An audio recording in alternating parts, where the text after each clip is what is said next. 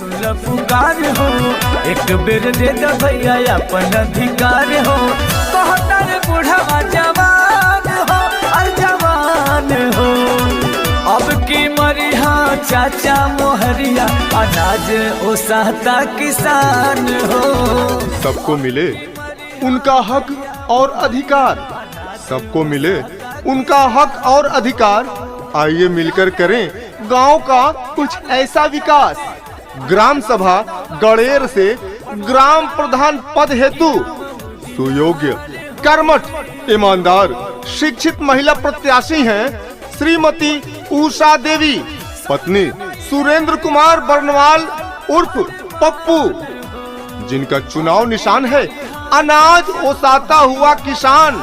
तो चुनाव निशान अनाज ओसाता हुआ किसान पर मोहर लगाइए और श्रीमती उषा देवी, पत्नी सुरेंद्र कुमार बर्नवाल उर्फ पप्पू जी को भारी से भारी मतों से विजयी बनाइए। तो याद रखिए माताओं बहनों, भूलिएगा नहीं, अनाज ओसाता हुआ किसान।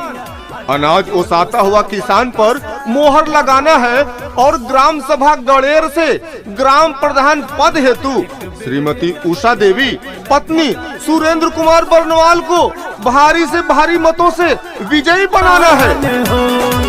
अब की मरिहा चाचा मोहरिया अनाज ओसाता किसान हो। जो इंसान जनता की सुने, जो इंसान जनता की सुने, उसे ही प्रधान चुने, उसे ही प्रधान चुने। जी हाँ माताओं बहनों, मेरे प्यारे साथियों, गरीब मजदूर भाइयों का चुनाव निशान अनाज ओसाता हुआ किसान। नौजवान साथियों का चुनाव निशान अनाज ओसाता हुआ किसान, अनाज ओसाता हुआ किसान। मनरेगा मजदूर भाइयों का चुनाव निशान अनाज ओसाता हुआ किसान। माताओं बहनों का चुनाव निशान अनाज ओसाता हुआ किसान। उषा देवी का चुनाव निशान अनाज ओसाता हुआ किसान। सुरेंद्र कुमार बर्नवाल का चुनाव निशान अनाज ओसाता हुआ किसान।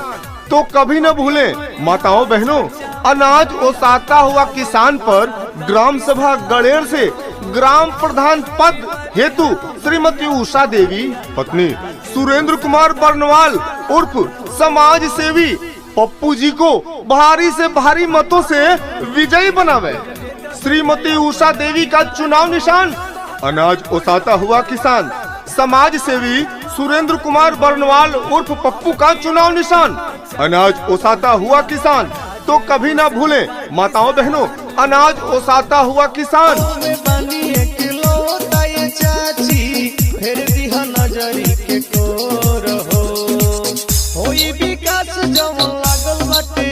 हम कहिले होई नहीं दे चाची तोहे परतानी पहिया, हमके जितावे कबे चाचा तोहे परतानी पहिया। सबको मिले उनका हक और अधिकार, सबको मिले उनका हक और अधिकार।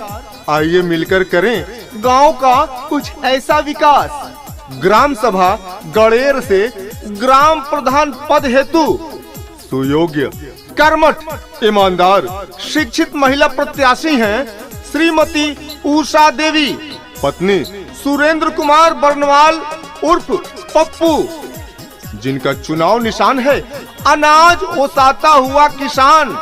तो चुनाव निशान अनाज ओसाता हुआ किसान पर मोहर लगाइए और श्रीमती उषा देवी, पत्नी सुरेंद्र कुमार बर्नवाल उर्फ पप्पू जी को भारी से भारी मतों से विजयी बनाइए। तो याद रखिए माताओं बहनों, भूलिएगा नहीं, अनाज ओसाता हुआ किसान। अनाज ओसाता हुआ किसान पर मोहर लगाना है और ग्राम सभा गणेर से ग्राम प्रधान पद हेतु श्रीमती उषा देवी, पत्नी सुरेंद्र कुमार बर्नवाल को भारी से भारी मतों से विजयी बनाना है। होई विकास जमन लागल बाटे आस, हम कहिले होई नहीं दे चाचा तोहे परतानी पहिया, हमके जिता दई कबे भैया तोहे परतानी। जो इंसान जनता की सुने, जो इंसान जनता की सुने, उसे ही प्रधान चुने, उसे ही प्रधान चुने। जी हाँ माताओं बहनों, मेरे प्यारे साथियों, गरीब मजदूर भाइयों का चुनाव निशान अनाज ओसाता हुआ किसान। नौजवान साथियों का चुनाव निशान अनाज ओसाता हुआ किसान। अनाज ओसाता हुआ किसान। मनरेगा मजदूर भाइयों का चुनाव निशान अनाज ओसाता हुआ किसान। माताओं बहनों का चुनाव निशान अनाज ओसाता हुआ किसान।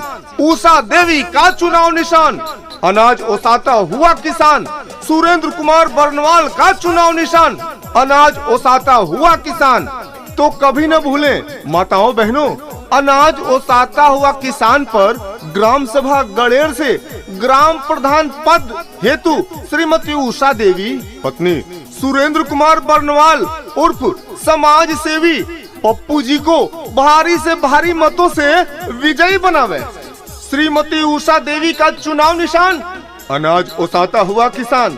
समाज सेवी सुरेंद्र कुमार बरनवाल उर्फ पप्पू का चुनाव निशान अनाज ओसाता हुआ किसान। तो कभी ना भूलें माताओं बहनों, अनाज ओसाता हुआ किसान। सुन पुकार हो, एक बेर दे दो भैया अपन अधिकार हो। कहतर बुढ़वा जवान हो और जवान हो। अब की मरिया चाचा मोहरिया अनाज ओसाता किसान हो। सबको मिले उनका हक और अधिकार। सबको मिले उनका हक और अधिकार। आइए मिलकर करें गांव का कुछ ऐसा विकास। ग्राम सभा गड़ेर से ग्राम प्रधान पद हेतु सुयोग्य, कर्मठ, ईमानदार, शिक्षित महिला प्रत्याशी हैं श्रीमती उषा देवी पत्नी सुरेंद्र कुमार बरनवाल उर्फ पप्पू, जिनका चुनाव निशान है अनाज ओसाता हुआ किसान। तो चुनाव निशान अनाज ओसाता हुआ किसान पर मोहर लगाइए और श्रीमती उषा देवी पत्नी सुरेंद्र कुमार बरनवाल उर्फ पप्पू जी को भारी से भारी मतों से विजयी बनाइए। तो याद रखिए माताओं बहनों, भूलिएगा नहीं, अनाज ओसाता हुआ किसान। अनाज ओसाता हुआ किसान पर मोहर लगाना है और ग्राम सभा गड़ेर से ग्राम प्रधान पद हेतु श्रीमती उषा देवी पत्नी सुरेंद्र कुमार बरनवाल को भारी से भारी मतों से